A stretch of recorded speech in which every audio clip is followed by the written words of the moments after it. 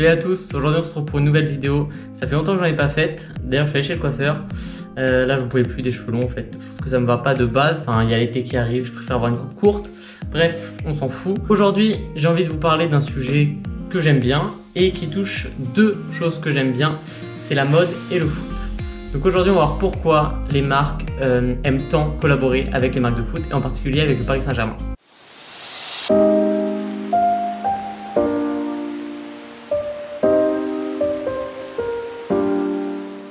Si mode et foot se sont rapprochés, le PSG semble quand même avoir un peu plus les faveurs de l'industrie du luxe. Hugo Boss, Coaché, Bape, autant de collaborations qui peuvent vraiment surprendre. Si vous pensez que le Paris Saint-Germain se contente seulement de jouer au foot, eh bien vous faites totalement fausse route. Depuis quelques saisons, la griffe de l'équipe parisienne s'aventure un peu dans le milieu de la mode, allant même jusqu'à atteindre les podiums prisés de la Fashion Week. Dernièrement, c'est avec la marque Hugo Boss que le Paris Saint-Germain a signé une collaboration très remarquée. Cette collection reprend les codes emblématiques du club, tout en gardant l'esprit minimaliste du label allemand. Donc on peut voir directement le kit du parfait supporter. Un pull en laine vierge avec le logo du club, l'écharpe griffée Hugo Boss et un coffret comprenant un bonnet et une écharpe. Et vu que le PSG a la cote dans le milieu de la mode, le shop parisien Line-Up, donc spécialisé dans les vêtements vintage, va mettre en vente plusieurs pièces, donc maillot, polo, t-shirt, jacket aussi, des années 90 du club parisien. D'ailleurs, il y a un lookbook donc, de la collection qui va sortir, qui tourne déjà donc, sur le compte Instagram de Line-Up, donc je vous conseille d'aller checker tout ça.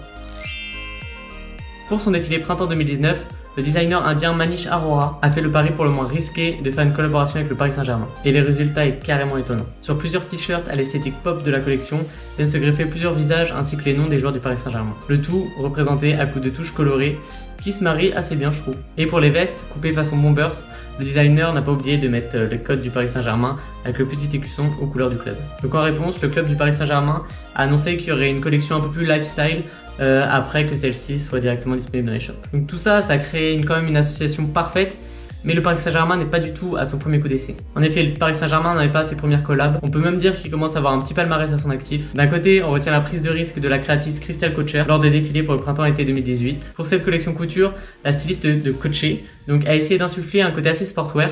Pour les femmes, le maillot de foot devient une robe.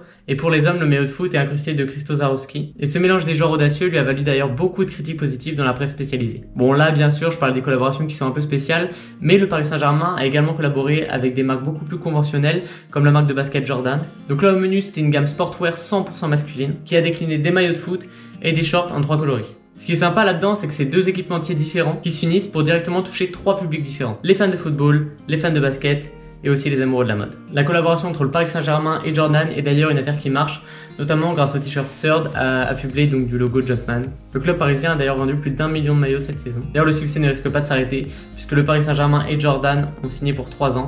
Donc c'est sympa, on va avoir plusieurs collections qui vont sortir et ça c'est cool. La marque américaine vient d'ailleurs de présenter tout juste la 3e étape de la collaboration. Dans cette collaboration, autant que le Paris Saint-Germain, Jordan ressort vraiment gagnant. En effet, cette collaboration permet à la marque américaine de s'implanter directement dans un autre univers qui n'est pas le basket. Dernièrement, c'est avec la marque culte de streetwear japonaise, donc Bape, que le Paris Saint-Germain s'est coquiné, tout juste 1 an après l'ouverture de leur boutique parisienne. Donc il y a des suites camouflage, des t-shirts avec le singe, tout en n'oubliant pas le sigle du Paris Saint-Germain.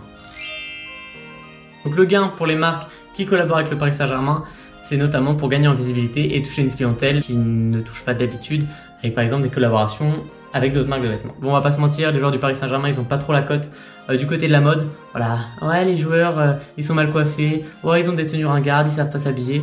Mais tout ça, en fait, je pense que ça fait partie du plan assez bien ficelé des investisseurs qataris. Cette percée dans l'industrie de la mode coïncide avec leur arrivée en 2011. Pour eux, la manne financière engendrée donc par l'industrie textile a été un critère de choix dans la décision de racheter le Paris Saint-Germain qui est en perte de vitesse. En gros, multiplier les partenariats avec les créateurs, c'est une stratégie plus qu'intéressante pour les deux parties. Le PSG jouit d'une communication irréprochable compte tenu de l'équipe et pour les griffes, donc les marques de vêtements, ça assure un volume de vente assez élevé. Certaines stars d'ailleurs se sont affichées avec des maillots customisés. On peut d'ailleurs penser à Beyoncé qui pendant son concert au Stade de France est arrivée avec un maillot donc, du Paris Saint-Germain en collaboration avec Coaché et celle de Michael Jordan au Parc des Princes avec le maillot Jordan. D'ailleurs pour le président du club, ces différents partenariats permettraient d'atteindre un nouveau public tout en offrant donc à ses fidèles supporters le meilleur du style.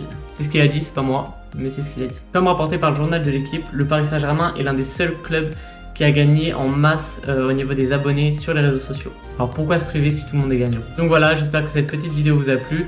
Je trouvais ça intéressant. Là, je me suis vraiment focus sur le Paris Saint-Germain. Bien sûr, j'aurais pu parler par exemple de la collaboration entre Palace et la Juve. Je Je l'ai pas fait parce que je pense que ça peut être également un autre sujet de vidéo, voir pourquoi cette collaboration a autant fonctionné. Là, j'ai vraiment voulu me focus sur le Paris Saint-Germain, club français, et pourquoi voilà, il y avait autant de collaborations avec des marques de vêtements, quel était le gain pour les deux parties. J'espère que vous avez kiffé la vidéo. Si vous avez kiffé, n'hésitez pas à mettre un petit like. N'hésitez pas à commenter si vous avez des questions ou même si vous voulez donner votre avis. C'est toujours sympa de pouvoir vous lire et discuter avec vous. Et puis voilà, on se dit à une prochaine vidéo. Ciao!